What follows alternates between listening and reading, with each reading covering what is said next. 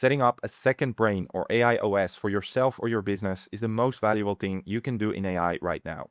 But while most advice is around setting it up through Obsidian, there are some downsides to this setup and there are other options.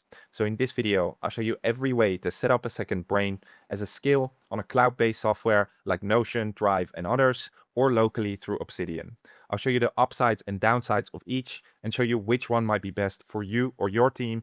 And I'll show you how to set it up easily on each of these platforms. So if you've been on YouTube over the last couple of months, you've seen the AI OS or second brain concept everywhere. It's blown up because of one simple reason. It gives your AI persistent context and memory across different chats, across different AI providers, and even across your entire team. So everyone's AI agents and AI tools instantly become far better and more aligned with your business by tapping into that same shared business context and memory layer. And almost every setup you will have seen, including mine, of course, is in a tool called Obsidian, which is a great setup, but there are some other possibilities too. So in this video, I just want to break down every possibility you have, how you would do it, and the downsides and upsides of each, so you can choose which setup might make most sense to you. Now, if you're completely unfamiliar with this concept of a second brain, and this video might go a little bit too fast for you, I have a full beginner's tutorial, which I'll also make sure to link in the description below, but you should be able to follow this video too.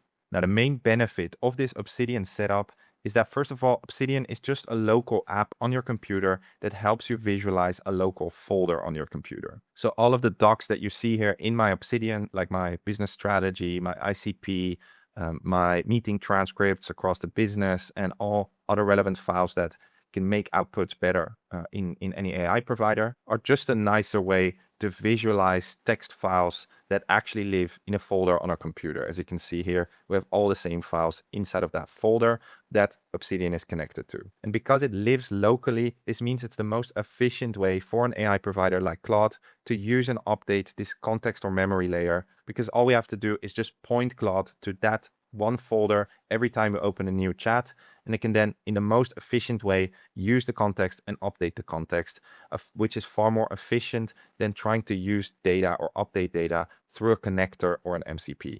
So while it is the most efficient way to use a second brain, if you're trying to roll this out across a team, you'll need to share the entire context folder with every team member that you want to use the second brain.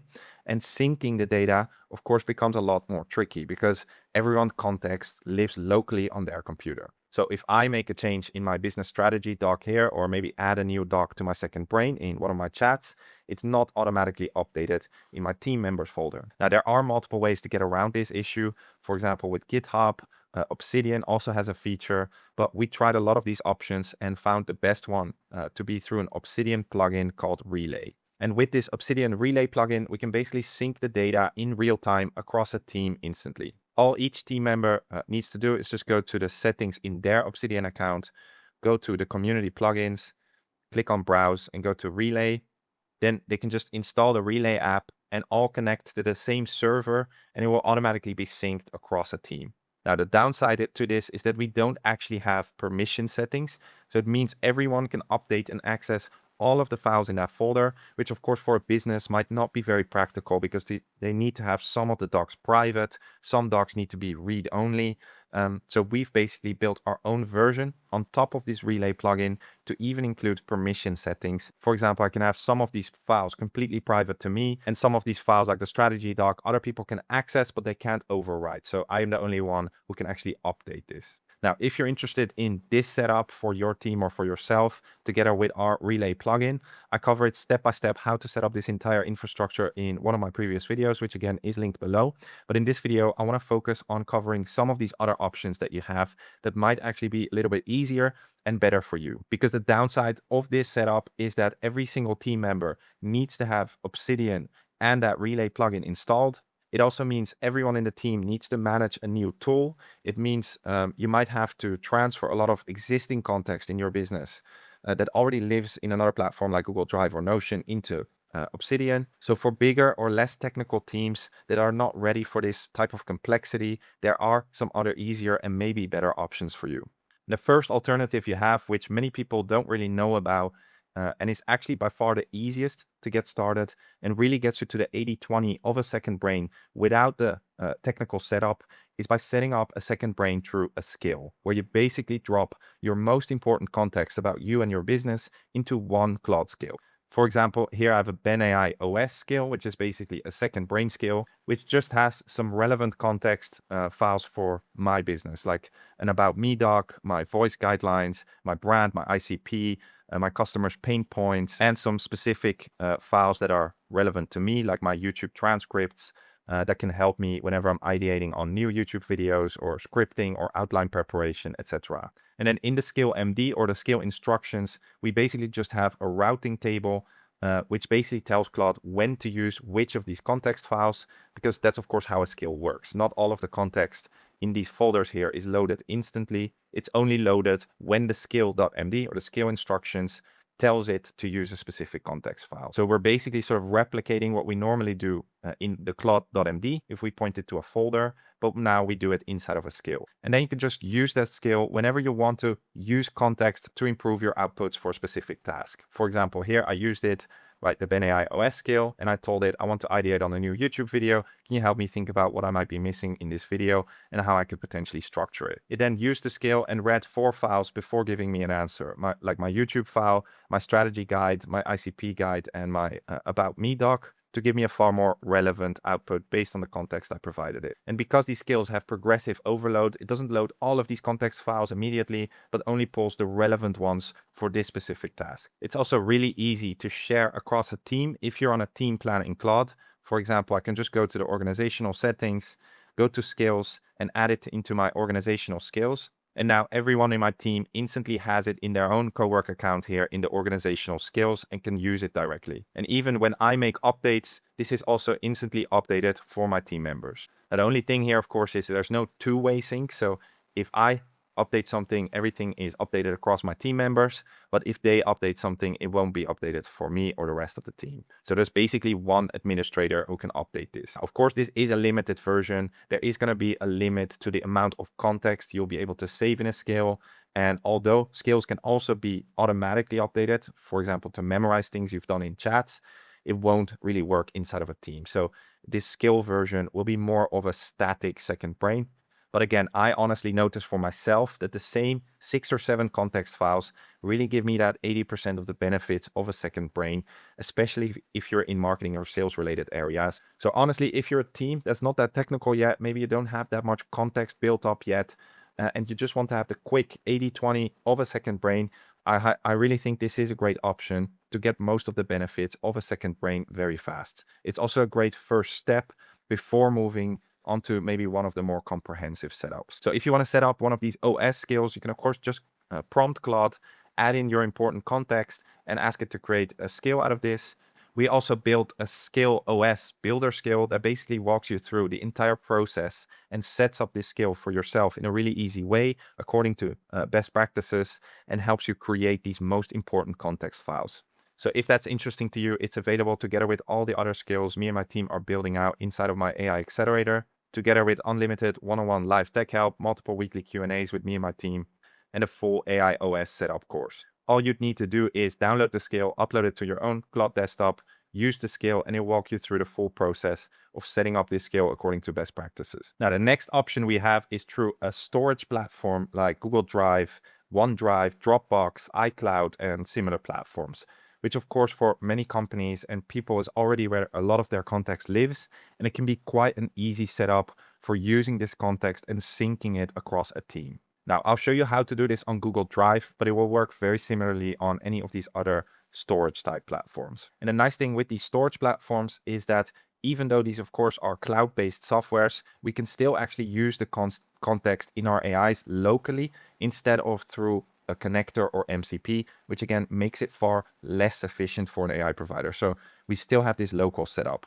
Basically, we can set up our entire second brain inside of a Google Drive folder. For example, here, you can see that I have a very similar folder structure as I would do in Obsidian or a local folder, but instead now here it's in a drive. I have my Claude MD in here. I have all my subfolders with my business context, my intelligence, my meeting transcript, my team, my skills, etc. And then what you want to do is download the Google Drive desktop app. There are similar options for these other storage platforms, because once you have that installed, you basically get that folder that lives on the Google Drive cloud, and you can make it live locally here on your computer. For example, here you can see that same Google Drive OS now lives here locally on my computer with the same subfolders and context. And this folder will now automatically be synced to the cloud. And this means if I want to use the context in Claude or any other AI provider, I just have to point it towards that specific folder, the Google Drive folder on my computer. So in this case here, which again is a far more efficient way for Claude to pull and update context than through a connector or MCP. Now, of course, I can use this memory and context to give me far better outputs. And whenever it makes updates in the folder or adds new context, it will automatically be synced and updated to the Google Drive folder on the cloud. And of course, if I want to use and sync this across a team, everyone can just use this same Google Drive folder. Everyone can just download the Google Drive desktop app, and then we can have a shared second brain across the entire team that is synced and updated and still lives locally for each of the team members. Now, the only two downsides of this setup is that this syncing of context isn't in real time. So there's a time delay, meaning sometimes a couple of minutes before it updates it onto the cloud. So if multiple team members change something in a document at similar times, there might be conflicts in the documents. So it's not a perfect setup, but it is an easy setup. And the second thing is permission settings are a little bit harder to handle for specific documents in Google Drive. So keeping some private and some shareable or some read-only, etc., will become a little bit more difficult with this Google Drive setup. But again, if you already have a lot of context in Google Drive, for example, and you're happy with the trade-offs, this is definitely a good setup for Second Brain 2. And if you want to set this up, you can set it up first locally, of course, through a folder, add in all your context files, your subfolders, and the Claude MD, and then just add it into a Google Drive. And again, if you're interested, we also have a Cloud OS builder skill in my AI Accelerator that walks you through the entire process of setting up a second brain through any of these platforms according to best practices, helps you ask questions to help you populate it with the most important context, and does the entire sort of setup for you. So if you're interested in that, again, it's available with all the other skills me and my team are building out inside of my AI Accelerator. And then lastly, we have SaaS platforms like Notion, ClickUp, Monday, or any other platform like that.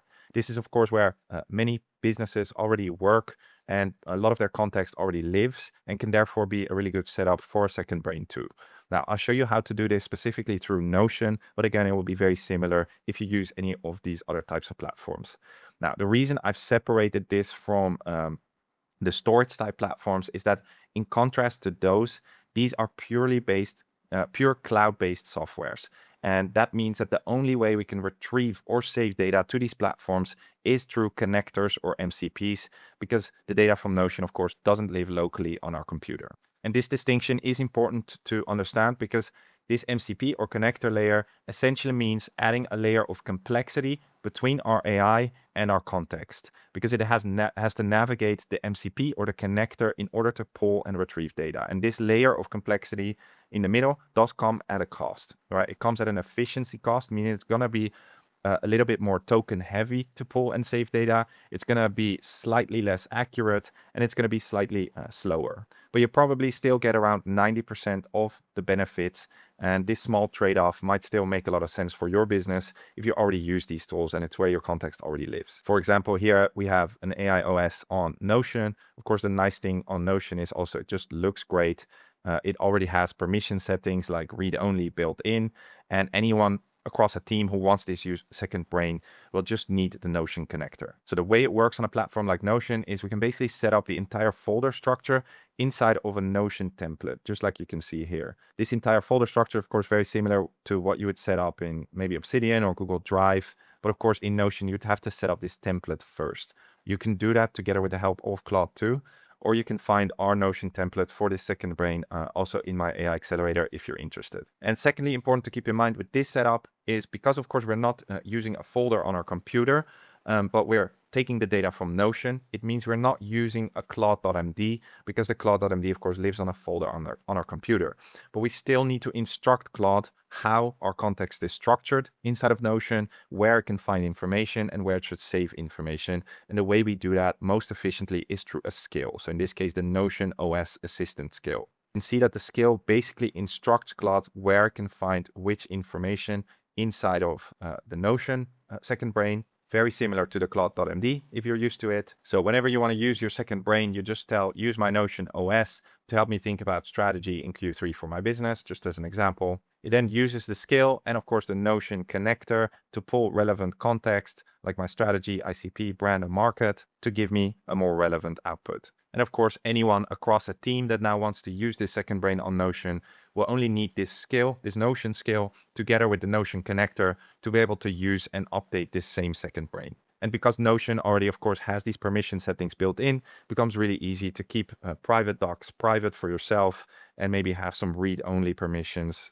or settings set up for your business. Again, a large part of this setup you can set up together with Claude, including creating sort of this template or structure for your Notion second brain. You can also use Claude to help you build that skill to navigate this Notion second brain. But we also have a full Notion OS setup skill that can also be used for these other SaaS platforms that automatically builds this entire second brain inside of Notion and also builds and set up that Notion OS skill. If you're interested in that one, you can check it out in my AI Accelerator. So again, in short, if you just want to get the quick 80-20 of a second brain, I highly recommend starting with a simple skill that can even be shared across a team to make everyone's AI across a team instantly far better. If you want to keep working on a tool you already use or where your context already lives, you can set it up to Google Drive, Notion, or whatever other platform you use. And if you want the full, most efficient setup and accept that it requires maybe a bit more work to set up, I'd highly recommend doing the Obsidian plus Relay combination. And of course, if you're interested in all of the skills to make setting up